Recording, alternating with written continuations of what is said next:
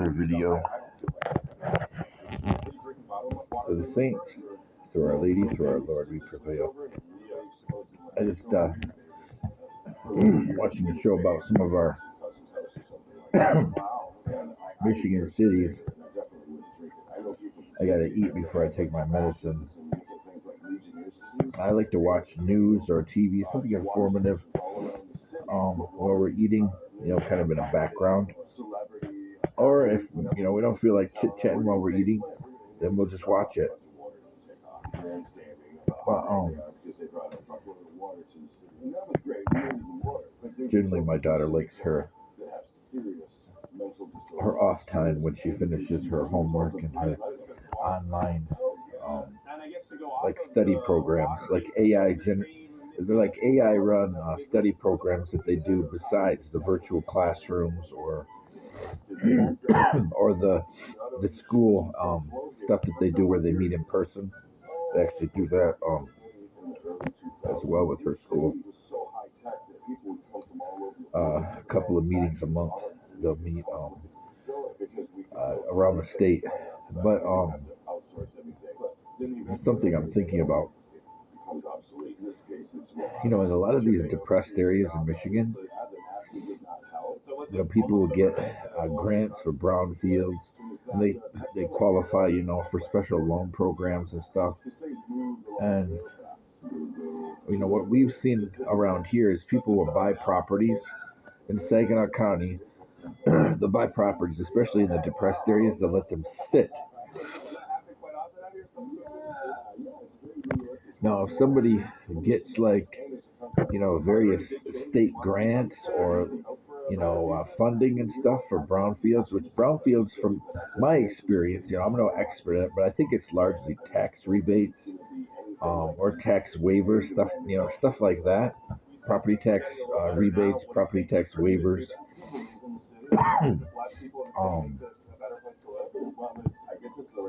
Maybe lower interest rates.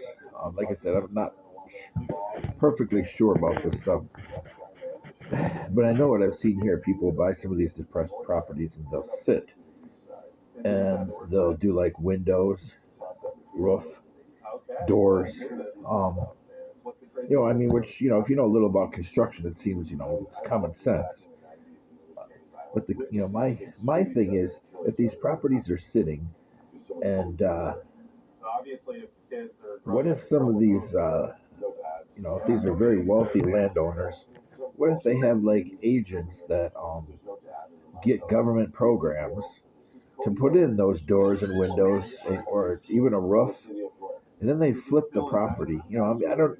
Somebody out there may know more about this than I do, which I'm sure somebody out there knows more than I do, a lot more. But I would just think, if somebody had figured out a way to buy a bunch of properties, but to somehow shield their assets so they could get these government programs for new doors, new windows, new roof. And there's a raffle around Saginaw County every year where, a couple of hundred people will get free roofs. It's just free. It's community organized. There's goodness here. Like I've said before, they, some of the goodness, it appears nobody wants to get involved in the other stuff that goes on. It would appear so. And they're very picky who gets the new roof. But because it's free completely. But with these programs that offer this kind of stuff, new roofs, new windows, new furnaces, I really wonder. I just really wonder if it's possible to get that if you own these properties. If people have found a way around the rules, or if it's feasible, even if you own several properties, to get these programs where you get discounted or free equipment and labor to replace these things. And free supplies like free doors, free windows. I just wonder if it's possible And then, the great tragedy for us would be if these are government funds and then they flip these properties. You know, I'm tired of, I'm a big business person, or I should say, I'm a very supportive business person. Um, I support, mom and pops and small business franchises. I mean, that's the American dream. But the thing is, when people, I've seen it largely with large corporations and big business, they write stuff off on us, including large apartment owners. They own several properties and they write off their 80%, less than 80% retention or what they call it, residency, less than 80% residency rate. They write it off, the losses, and they're handed to us, the taxpayer. But yet you see on the news, and you even see in some political circles, us, small businesses, us, low income people, working poor, and poor on, disability or welfare, we're the problem. But I don't see it that way. I think that, the business world, the big business world should put their money where their mouth is. If we're the problem, then why don't they have more programs to help people who are low income, the working poor, start a business? Um, because from what I see, all of these losses, people say, well, you have losses sometimes in business, you just write them off. Yeah, but when you write them off, the taxpayer, we're the ones shouldering that weight. And so it appears to me, if we got 100 people that are drawing welfare, um, in any one year, or no, let's add it out to a month. In any one month, okay, 100 people on welfare, let's say with a voucher and cash, we're looking maybe, say 2,000 a month. So that's 200,000 a month. Then times it out, all right? So then we're looking at around 2 million a year. 2 million, 2 million plus. We'll just average it out. 2 million plus, because there's 2 months I'm not including. So that 2 million plus yearly for those 100 or 200 families, or no, 100 families, yeah. So for those 100 families, that 2 million plus, let's say it's 2,400,000. We'll just average it out. 2.5 million a year for 100 families on welfare or social security benefits, disability, SSI, stuff like that. 2.5 a year. But yet, that one person that owns that giant apartment complex or um, the townhomes or the condo, they write off their losses, let's say every 2 or 3 years when they flip, and they write it off. Oh, let's say 1 million. But yet the net worth and their profit off of that property is significantly more than that 2.5 million a year for those 100 families. And how are the 100 families, how are they the burden on our system? How is that? How are they the problem? I don't see it that way, because the owner of the property has made money hand over foot, of those several apartment complexes that were under 80%, so they wrote it off. They've made money hand over feet. So the way I look at it, big business seems to be the problem. Uncompassionate conservatism, conservatism or capitalism without conscience seems to be the problem, because they're making money hand over foot. Yet those 100 people, they're barely surviving. Yeah. So the way I see it,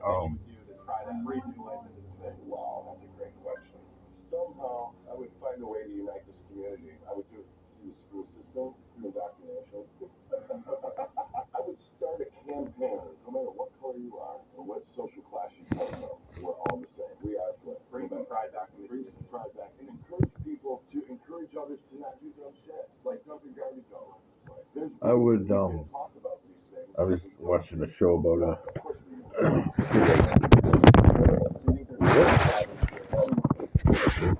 city where I used to live, but I drop things all the time. It's irritating. But anyway, so it seems to me that the big business is writing stuff off, and we're shouldering it. We don't gain anything, but yet holding up those 100 families that there's going to be a significant percentage of them that eventually are going to get on their feet, and their children will get on their feet, and they will be productive members of society because we helped them when we were down, or when they were down, I mean. And even if some of them, yeah, of course, some of them are going to never, maybe they have severe disabilities or a lack of motivation disability, but or bad things happen. They make bad things happen, or bad things happen to them.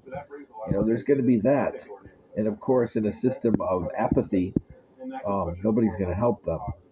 So that's we got to consider that.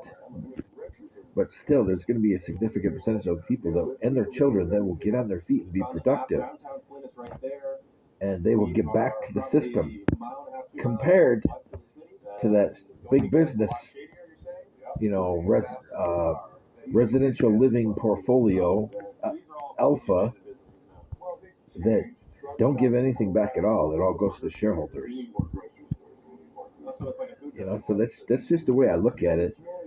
But yet we are shouldering so much of their debt, just so some 1% investors, and even if they're from the marijuana industry, just pouring their cash in, to get rid of the cash, still, how does the community benefit from these write-offs? Um, that just unless these places are gonna, again, I come back to the thing I always push it. Unless these landowners, that are using these programs to write stuff off or accept vouchers, stuff like that, unless they're giving back to the community, it just seems one-sided. You know, I understand there's good companies out there that own many properties, but I specifically think that the best program is programs that benefit giving houses back. Or what's wrong with having a co-op building? Let's say you got an investment portfolio, you own 20 properties.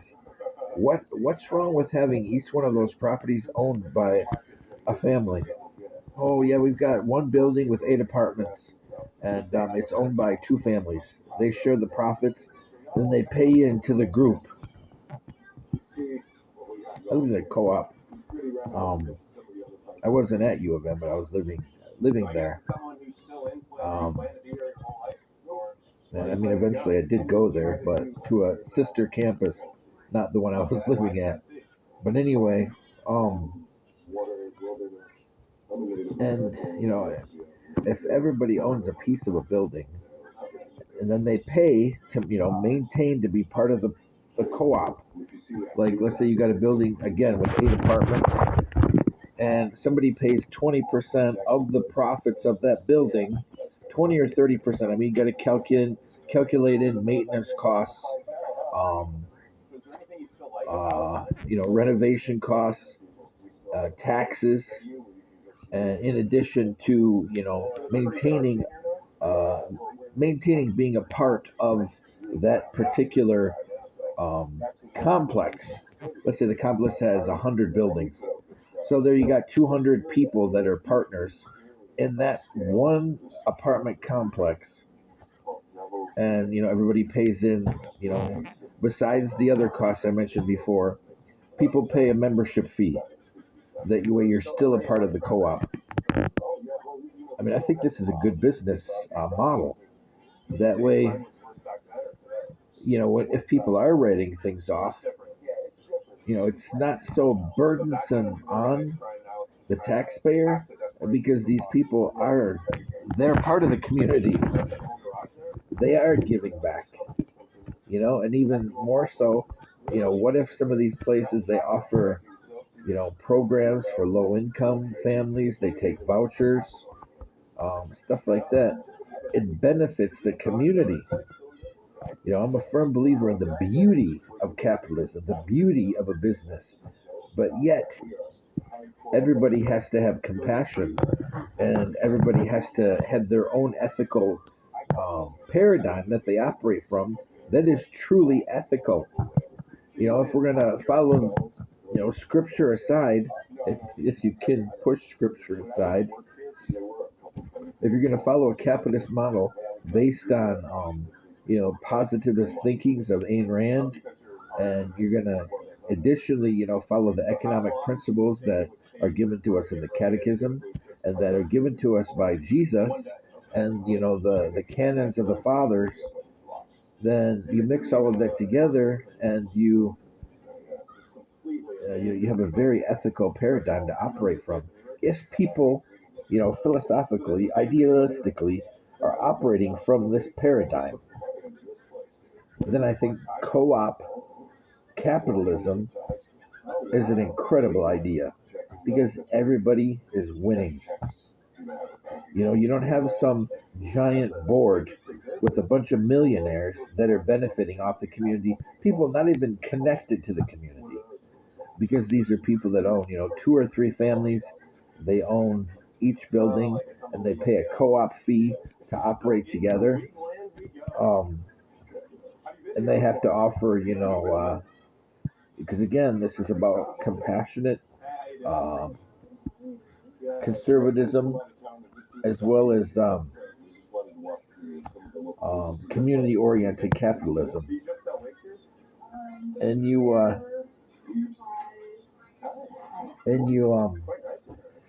would give back to the community. So by accepting vouchers, um, and maybe after so many years, if somebody is renting somewhere, offer them a partial, to become a partial member. Like, oh, you have to live here for 5 years. Then can become a member, 1% in the building. Stuff like that. Um, of course, you have to create a formula that's equitable to the original owners and to the people who bought in to take the building from the original owners of any said building. But we could create an environment of economic justice and equitable living where everybody is truly benefiting from the business transaction. Um, but the system we have now, I mean, it's not equitable at all. And you don't just see it in real estate, in communal apartment living or condos or townhomes. You see it in anything, big business, big box stores, people writing stuff, writing off losses, spoiled food or food that they repeatedly defrost. It's written off and given to charity, but I don't know what charities, but stuff like that. Companies that have losses for products they make, like chips. Oh yeah, we had a 200% reduction in chip requests, so we're laying people off, and some people are being put on paid leave, et cetera, et cetera. Uh, so their contribution to the community is decreasing. But yet, when it increases again, um, then they would hire more people. Uh, but even so, they would set their people up so that when these things happen, the people still have pay. And they're not sent home on unpaid leave, waiting for their jobs, but slowly sink into poverty. They make sure again, unemployment. If we're going to create a system of economic justice for unemployment, these companies will be, it'll be more easier for them to carry insurance besides the shouldering on the state. Um, the state would create a more equitable insurance system for unemployment, where it's more market driven, so that the unemployment insurance system is outdated. It only works sometimes, and it's never, really equitable for the people who are unemployed. It doesn't produce stability. Its tiered system slowly puts people into poverty. We could rethink that system. All you got to do is bring in, keep the government program, but ramp it up, make it more equitable, more economic justice. Bring in the Wall Street geeks so that they can figure out how to maximize the system and bring in more private insurers, as supplementary. Ask somebody when they're hired, yep, now we're obligated as your employer by the state of Michigan to take out from your payroll taxes, and we pay as well into the unemployment insurance fund. You, as the employee, have the option to to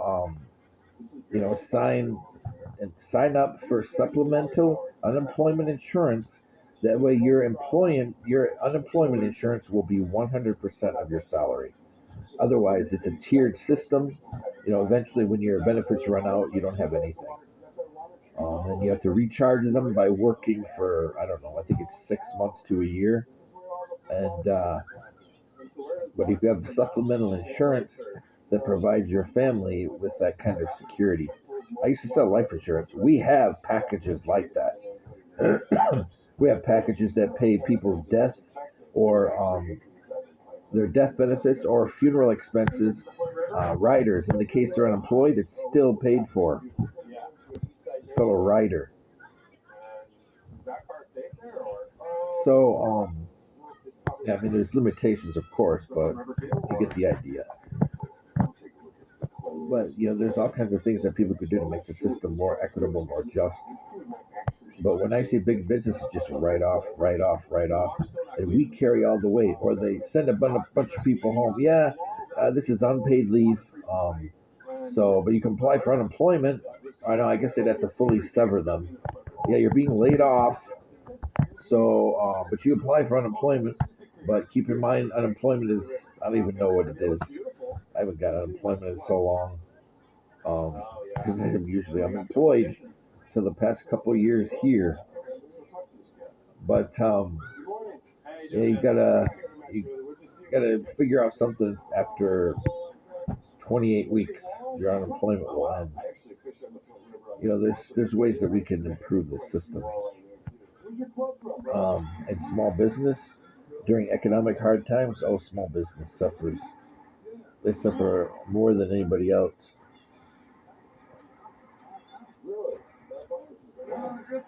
So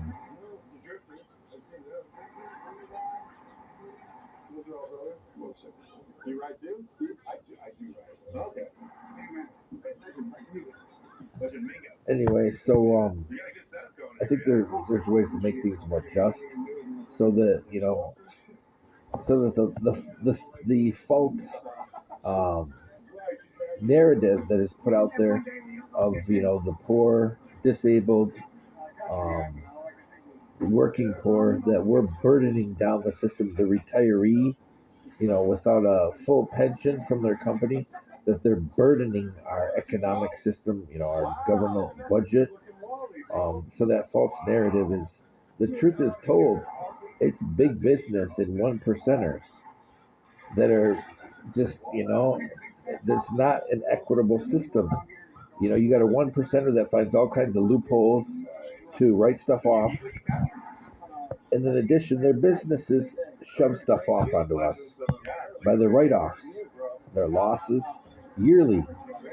Um, I think that there's a better system out there, and some of this is easy to fix, and especially like I was saying with different voucher systems and such. It's supposed to be small businesses, small landlords that make money off that. That way, at the end, like I said, that's the ideal goal.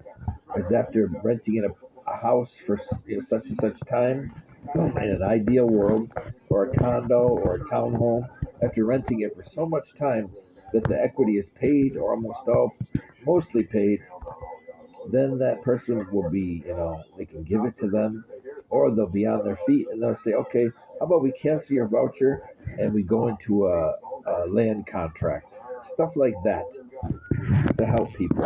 Um, there's other things out there, but as far as the 1% world and big business dumping everything on us, and then some of them using government programs for the working poor, for normal people, for middle class, working poor, or people who are disabled or on welfare, et cetera, et cetera. Um, that's not the original intention of this stuff. And I think we need to change it. And as long as we let Washington be filled, or Lansing, be filled with one percenters who come there, instead of being altruistic, they come there idealistic with their own political agenda, we're not going to have anything happen to help us normal people. And the working poor and the poor, they're going to be continually violated and stepped on and alienated and disenfranchised. And the middle class is going to continue to share the burden, the tax burden, like they already do. They share the greatest burden in tax history. Because people on the top, well, the people on the bottom obviously can't pay. They need programs to empower them so they can go to the middle class. But the people on the top, big business, one percenters, they pass everything off into the middle class. And by getting one or two heroes, human heroes that we think are going to go to Washington to fix things, then come to find out every 4 years, surprise, you're fooled again. But I'll appear repentant and appear that, yeah, I've learned my lesson and I'm with you again so I can get my second term. Oh, shame on you. Fool me twice, shame on you. Fool me twice, shame on me.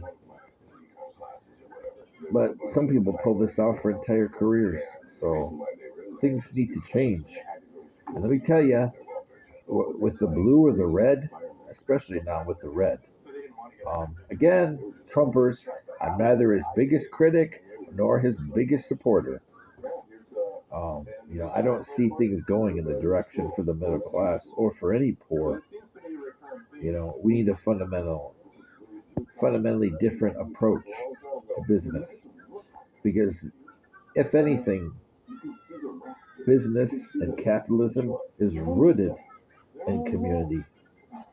Otherwise, there's no income.